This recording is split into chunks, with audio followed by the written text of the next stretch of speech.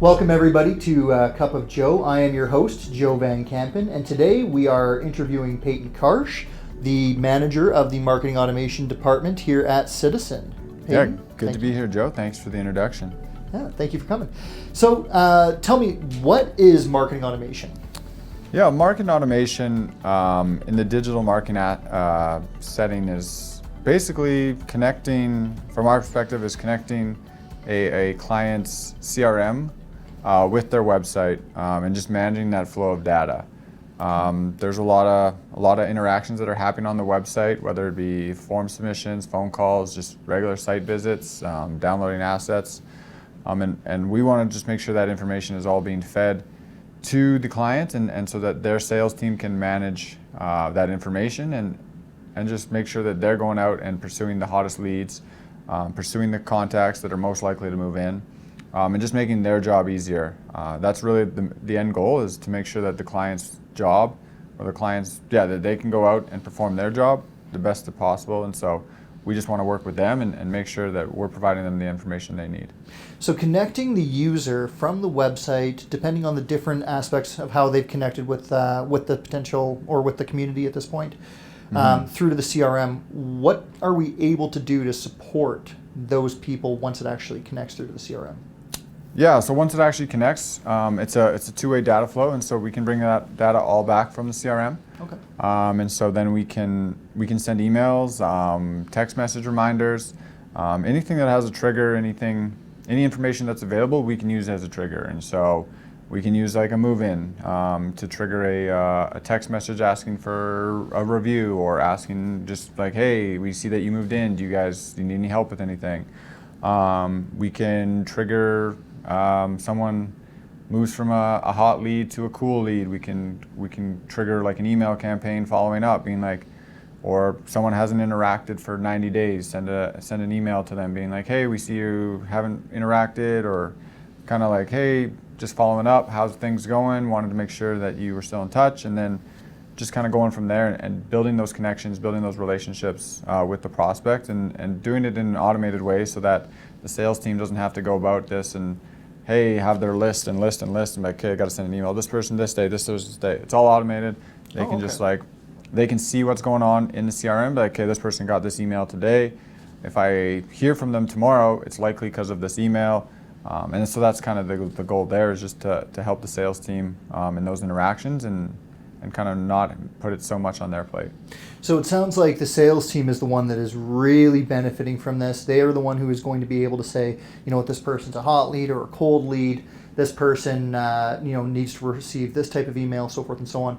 The salesperson, obviously they're very busy. They're doing tours. They're doing other types of things like that. So that makes sense. How is that going to support on the marketing side for the marketing people involved? Right. On the marketing side, the biggest thing that we aim for is the attribution. Okay. And so when someone fills out a form, makes a phone call, that data is collected, and we can see kind of what avenue they got to the website from. Okay. And so whether it be a Google ad, a Google organic search, or Facebook ad, whatever it may be, we can see the channel that got them to the website.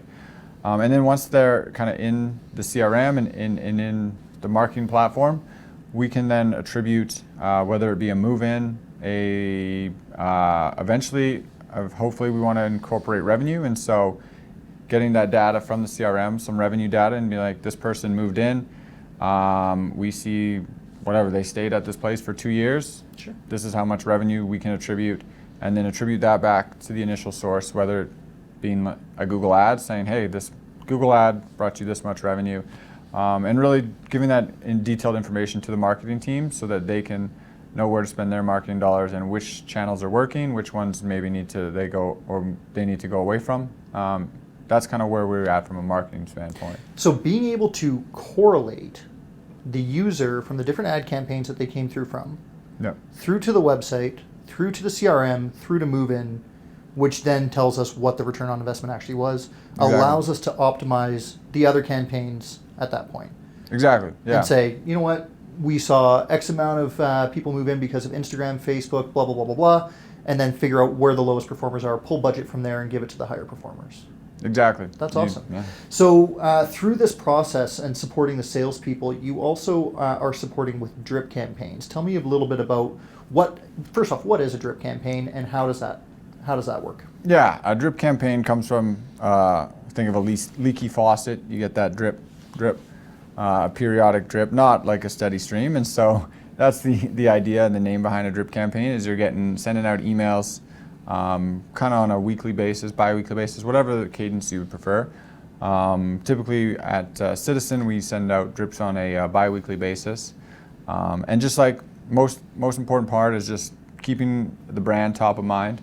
And so we have general information for these senior living residences. And so it's just about providing them information so that when they do come time to make a decision, and they're looking to move in, they can then recognize the brand top of mind and being like, hey, this brand provided quality information. I'm gonna go re-engage with them, potentially book a tour, hopefully move in. And that's kind of the strategy behind a drip campaign. And you're able to differentiate this content based on level of care that these people are interested in, or whether or not they're the adult-child influencer or the potential resident and all of that? Correct. Very all that cool. information in the CRM flows back, and we can use that to trigger different campaigns. Very cool. So how did you end up doing this for a living? Like, how did you what was it that kind of sparked this for you? Yeah, I started off working more on the Google Ads side, and in that side, and then actually through kind of just a relationship with you and working with you closely, we just, I don't know, vibed on some things, and there was some synergy there. And I think you give me too much credit, but thank you so much. yeah, and so I just felt like it was an area that I had a lot of, I don't know, insights, and it could really connect, especially just like the attribution part, and just like making that piece and the data analytics side. And so it just kind of moved into more of the Citizen marketing automation role, and started the marketing automation department here at Citizen, and now kind of growing the team and really looking to take off. So your original profession though was an engineer, is that right? Correct. I did go to school for engineering. Okay. I worked in engineering for a year and a half, and I never really sold on it. Never was really something I was passionate about. Nice. And I started working here, and you got excited. just really loved the people and loved the job. Very cool. So what do you think is driving the major increase in the senior living space for marketing automation?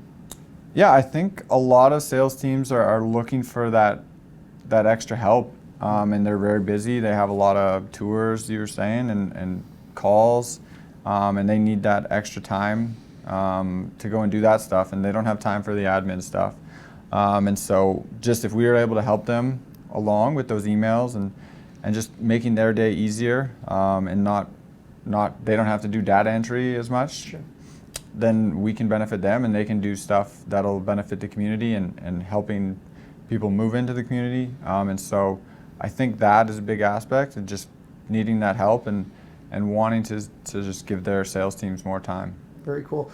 I imagine with the pandemic and everything like that, marketing budgets ended up getting to a point where a lot of communities needed to really be able to optimize where they were spending the most money, and this probably supports as well. Yeah. So that's awesome. So what challenges do you currently see in the space for what you do? I think the biggest challenge is just making sure that we're getting all the data that we can and working with the sales team. There's a bit of working with like different CRMs, there's a bit of different differentiation between them, and every sales team kind of uses them in a different way. And so on from our point of view, we just want to connect and make sure that we're on the same page with them, and making sure that they understand the importance of the information that they're filling out in the CRM and how we use that, and then vice versa, making sure that kind of we understand that their role and what they need from us, so that they can actually do their job best we can. And I think just being able to connect with the client and that sales team, I think that's a bit of a challenge, but I think it's very important. Nice. So you're finding that different groups of different communities are utilizing their CRMs in a different way? Yeah. With any software, you have the software, and but people see it different ways. People understand it different ways, and utilize it in different ways, and so just pretty typical use of a software. Nice. So what would you tell somebody who is, coming on, trying to figure out marketing automation for the very first time? What kind of advice would you want them to have? Yeah, I would say kind of to start off slow.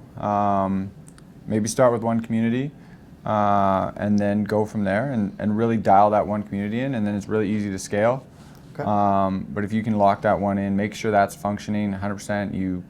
Your sales team go back and forth with us, and we can dial it in, make sure everything's set up properly, all the information's flowing properly, and then from there, it's pretty simple to scale everything, duplicate everything, and have it then used for all communities. And then as well as just making sure the sales team understands the importance of it, and understand that they have, they can speak up if they don't want something, or if they like something a different way, that there are other options, and they just need to kind of voice their opinion and voice what they want to see from marketing automation. So they're able to alter how this is supporting them as time goes on. So if they came up with an idea, they could basically present that, and we could see if that's something that's attainable, and kind of roll from there.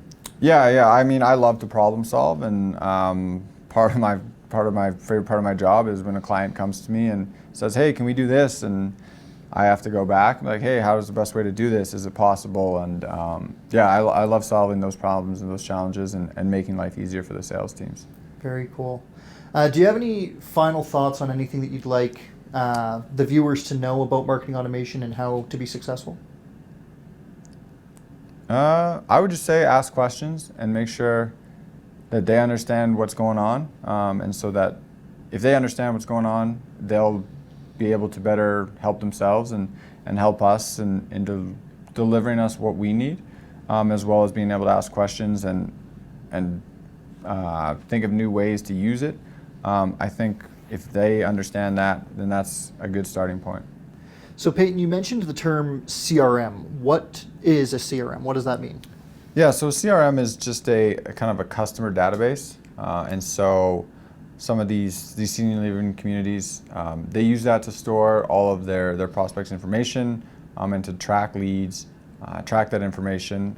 So, example, you can find out if they're a contact or if they're an influencer, what kind of care they're interested in, okay. As far as even going to when they move in and become a resident. And then, you can track all that data, as well as like revenue data, and like when they're paying, their payments they're being made, their deposits. And it's really just a useful tool to hold all that information and keep it in an organized fashion. And so just being able to directly integrate with that information from a marketing platform, and to share that data, it really makes the marketing platform very powerful. Because all that access to information allows you to create custom messaging, custom content for people based on where they're at in their journey and what specifically they're looking for. And so it's a very powerful tool to be able to connect and have access to all that information. Very cool. So I'm going to break it down as simply as I can understand it here. Mm-hmm. A client comes through, or a potential resident comes through, or an ACI comes through, an adult child influencer. They come through, they land in the sales software. That's what it really is. It's a sales software where the salesperson is able to see, okay, these are the people that are important to this potential resident.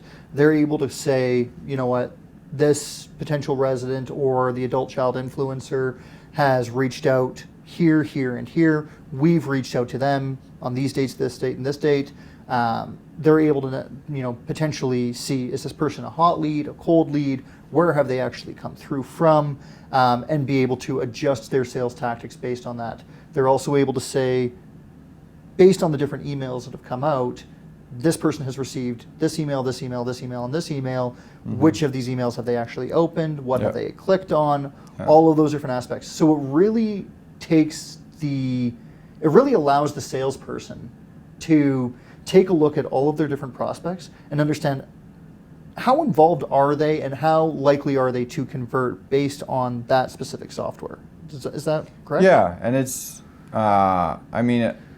the basic level of sales is you could treat everyone the same and give them the same pitch and same spiel. Sure. But that's basic, and with this information, you can kind of tailor your interaction, your relationship with them based on how they're interacting with your website and other marketing platforms, and it just gives you that added edge to just know more about them and be able to connect with them. It allows you more to come from a place of empathy, I guess, because if you're Correct. taking a look at it and you're like, hey, you know what, every prospect is the same prospect. You know, when resident A, we'll call him Joe, ends up coming through to the community, you know, we could type in the notes, we could say, hey, you know what, this is important to this person, so forth and so on, and then the salesperson, if the next salesperson comes on, they'll already know what's already been said in that relationship. Yeah. And then when they actually end up moving in, then the marketing team comes in and is able to correlate that revenue back.